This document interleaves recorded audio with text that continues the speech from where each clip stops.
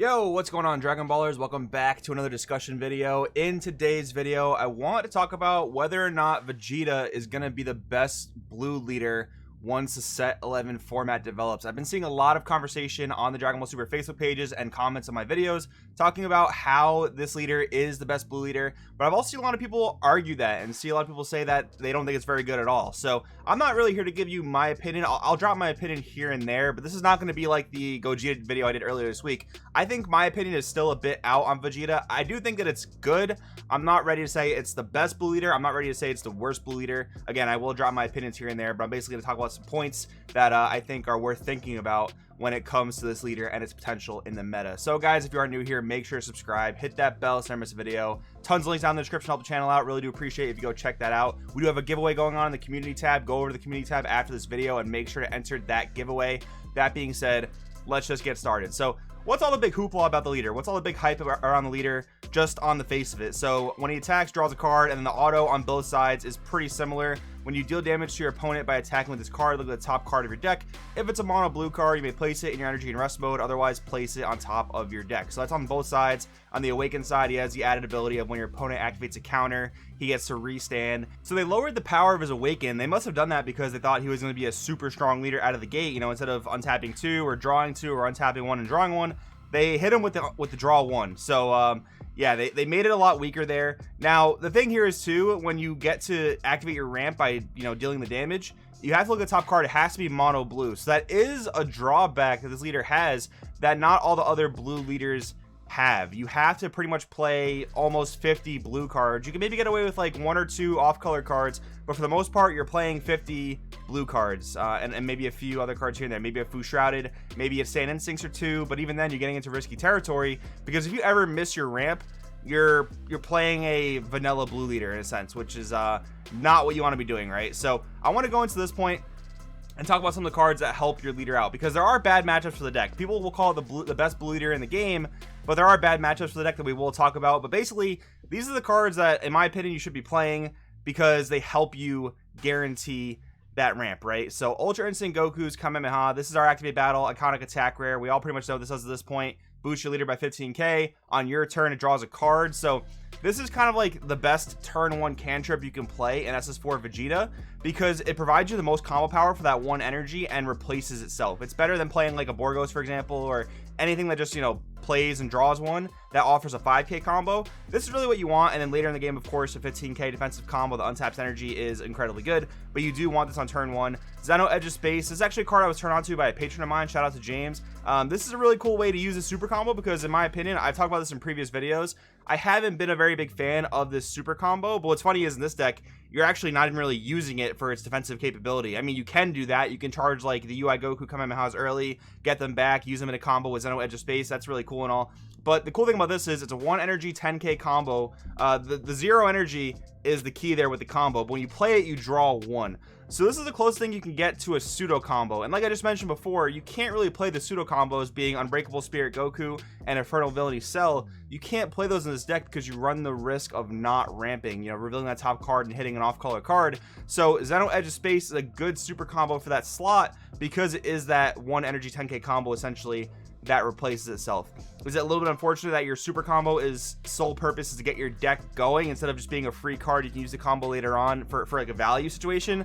Yeah, a little bit, but again, I think in this deck you can get some decent stuff out of the Zeno Edge of Space. Like for example, you're playing a ramp strategy in SS4 Vegeta, you could charge your boss monsters real early on and not worry too much about not seeing them later. That's actually a pretty big upside to this card when you are playing a ramp strategy like that. Next up, Son Goku, Power of the Golden Great Ape. In my opinion, this is the unison you should be playing. A lot of people really like to rag on this unison because of the errata it received. If you see the activate main right there, once per turn, pay 2, draw 2. That's not quite the case anymore. It's a pay 2 blue and a pay 2 colorless. So a total of 4 energy to draw 2. A lot of people just like to dismiss this unison because of that effect. It's just a mana sink effect. It's not really the main thing you're using this unison for, but in my opinion, it's still good. I mean, there are going to be certain turns where you don't want to play a battle card, or you don't want to make a play because you just know the matchup, you know your opponent has a counter to that play.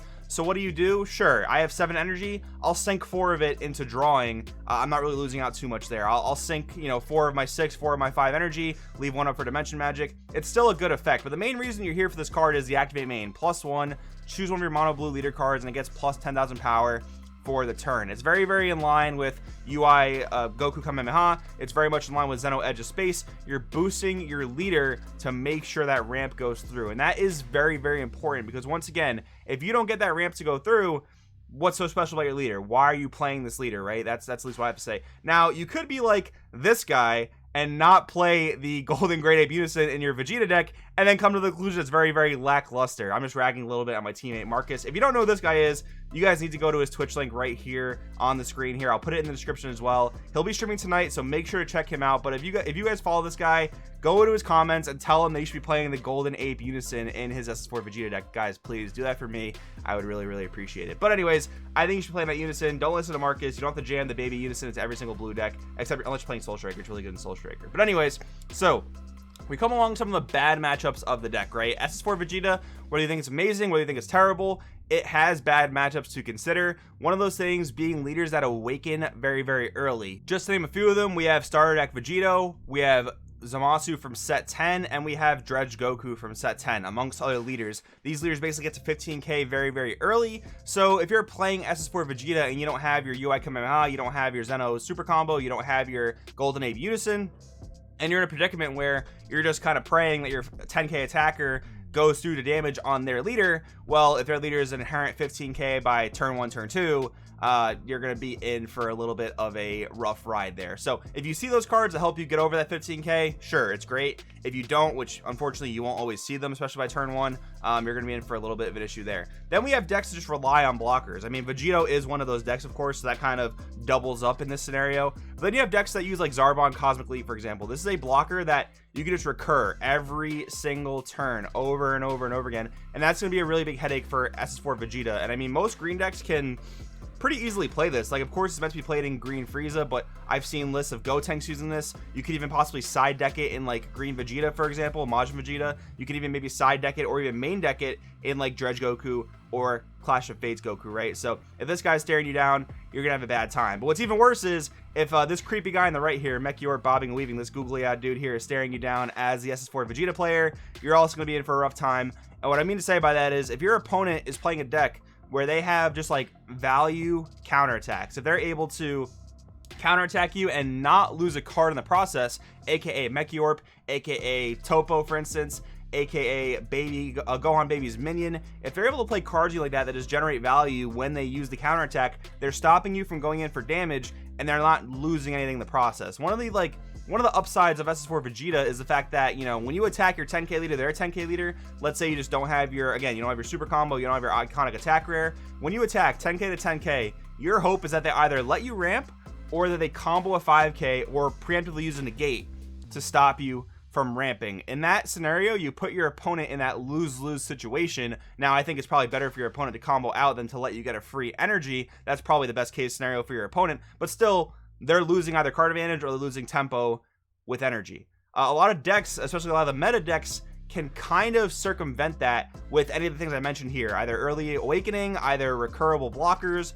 or just counterattacks that get them an immense amount of value.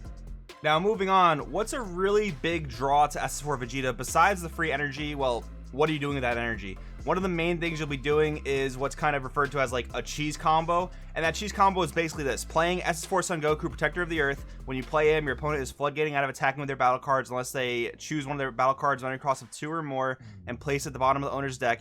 And then for the -2 effect, you can choose all your opponent's battle cards, no barrier, return them to the owner's hand, right? And then the next turn you follow up, Android 17 turning the tide. Basically, every single card you just put back into your opponent's hand, you put it back into the deck, and they're really out of luck there. They really just lost out on a lot. So this is like perfect Christmas land for the deck. Now, I think if everything is going well for you, it's not very hard to get to this state. And again, if you pull off this cheese, you're probably winning that game, right? You're setting your opponent so far back, you basically board wipe them and hand wipe them. Arguably, the most degenerate thing you could do in this game, right? But again, everything has to go right. You can't, you know, run into this problem of these counters to your deck, right? And if you don't have the iconic attack rare in your opening hand, if you don't have the super combo, if you don't have the Ape Unison, if you're not playing the Ape Unison like Marcus, you might run into a bit of a problem there. But can you pull that off? Can you make your deck uber consistent? Sure. I mean, 8 copies of a card you want to see turn 1, that actually is quite consistent, but you're not always going to run into this like perfect Christmas land, which I think is a big knock on the deck. Now, if you can get to this, maybe it's the best deck in the game. If it's not super consistent to get to this, maybe there's a conversation there to be had that it's possibly not the best blue deck in the game. But that brings me to my next point of conversation, which is all the different blue decks that I think are very, very meta worthy going into set 11. I've talked about it a million times. Every single time I do a top cut breakdown, this is what I say about blue leaders. You have the option to play whatever blue leader you want out of, you know, the good blue leaders. Unfortunately, Hirudegarn is not very good anymore until maybe draft box 6, where you get some pretty cool support. But anyways, when you're coming to the conversation of a, you know, good blue card deck, you have a lot of options at your disposal for a meta blue leader to run the show, right? So you have Zamasu and Vegeta from set 10. These two leaders were absolutely dominant over the course of the meta in set 10, and they don't really seem to be slowing down. They got a little bit of support to play around with in the new set. Zamasu can use the new baby Parasite Unison very, very well. That gives the leader double strike plus 15k and allows you to use your counter for 0 energy. Zamasu, being an inherent dual attack leader, makes very great use of that. Then Vegito, you have the new blocker, the new U blocker at your disposal, so that just generates a lot of value for the deck. And I think Soul Striker Reboot and I think SS3 Reboot actually have a place in the meta as well. SS3 Reboot, one of my favorite plays with that is the new SS4 Vegeta Rise of the Super Warrior. In SS3 Reboot, it's basically a 3 energy draw 4, and that has been very, very strong in testing with my team with SS3. It's a very, very powerful play. Yeah, it has problems with early aggro because you will have a very low hand size, and again, this leader also got slapped with the draw 1 on Awaken, which hinders it just a little bit, but it's still a strong play in my opinion. And I'm most excited for Mono Blue. I'm most excited for Soul Striker Reboot. I think he offers the most flexibility. You don't have to worry about playing 50 blue cards. You can pretty much play what you want to play, and you don't have to play cards like in Vegito and Zamasu, for example. You have to play certain cards to get your engine going. Like in Vegito, you're required to play those, you know, whatever 6 to 8 blockers that you have to play, and then in Zamasu, you're required to play the 1-drop Zamasu, the Zeno Unison, and sometimes the Goku Black that charges directly from your hand. You have to play those cards to make sure you can get Awakened in a timely fashion. Soul Striker doesn't really have any of those problems. You can play whatever cards in the deck that you want to play. The only thing that is reliant for you to get your strategy going is seeing a Unison by turn 3, of which now you can play anywhere of 12 copies. I'm not saying play 12 copies of a Unison in your Soul Striker deck. What I'm saying is you have a lot of options there, and you can make the deck space work in such a way that by turn 3 you should see your Awakening piece, and the rest of the deck is just good cards that you want to include in your deck because they offer you something. They show value to you, right? And that's what I'm most excited about. But anyway, my point is with talking about this is that maybe SS4 isn't the best blue leader, maybe it is the best blue leader, but in my opinion, I think that when you're playing Mono Blue and Dragon Ball Super at this very moment, at the time of release of this video, I think that you need to pick the blue leader that offers your playstyle the most advantages. If you want to play Uber Control, play SS3 Reboot. If you want to be a little bit more aggressive, play Zamasu. If you want to not be super restricted in deck building, play Soul Striker. If you think SS4 Vegeta is the best, if you think the ramp is really beneficial, play SS4 Vegeta. But with that being said, guys, we're wrapping it up today. I do want to know what you think in the comments below. Is SS4 the best? Is SS4 the worst? Let me know. Thanks for watching. I'll see you guys next time.